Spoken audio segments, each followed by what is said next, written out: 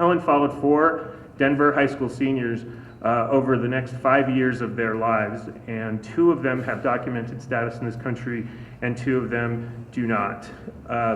Karen has adapted that book for the stage. It was commissioned by the Denver Center Theater Company for its world premiere production, opening on October 4th. Well, it starts with 4 girls, and I think at that point they're still girls. They're 17 years old, going to high school here in Denver, and they're 4 best friends, and 2 of them have their papers, and the other 2 do not. And it's starting to affect how they see each other as equals, and it's starting to affect all the opportunities they can have. It just is a tempest in a city full with real people. And it is an amazing microcosm of what's going on nationally. So to have the opportunity to take a story that ranges from the mundane everyday of trying to get your homework done and getting to school, to Tancredo raging in Washington D.C. with what's going on, till the mourning of a police officer that was murdered. And all of the emotions that elicits, it was an opportunity of a lifetime. I did not, though, set out to look for 4 straight-A students. It was the straight-A students that the teachers and the guidance counselors were bringing to me, because those were the students that were breaking their hearts because they couldn't figure out how to get them in college. So it is a huge task to undertake, but I was thrilled. I am a Mexican immigrant. I was a straight-A student.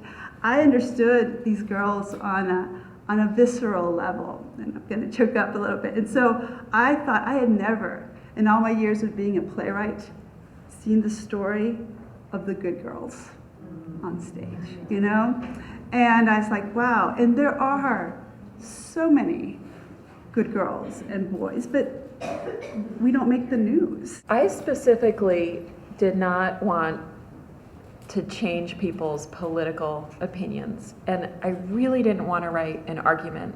There were so many arguments already in the blogosphere. I really wanted to change people's emotional relationship to the individuals at the heart of the discussion. And I wanted them to be able to walk a mile in their shoes. And then they could have whatever political opinions they wanted, but I just wanted them to relate to the people caught up in the middle of it as fellow human beings. Immigration is really, really tough. I mean, and I think no matter where you are in the political spectrum, there's a moment on the play where you go, oh yeah, that's what I've always thought. And then there's a moment you go, oh, I hadn't thought about that. I mean, really, because it is such a complicated issue. Tom Tancredo is a gift to a playwright. I was like, oh, thank you. And I am very serious. When I first saw that name, I'm like, tiene que ser mexicano, una cosa así. And I looked at him, I go, oh, he could. He looks like my dad. He really does. As a journalist, how do you feel about being being a part of the storytelling? Kent Thompson really wisely, when he was had the idea to hire Karen, he invited me to come to lunch. So Karen and Kent and I had lunch, and it was a wonderful way to start this process, because I got to meet Karen and I got to see how incredibly intelligent and thoughtful and sensitive she is, and I really felt comfortable at that point turning the play over to her and just saying, it's your play. It was my book, it's your play, and good luck.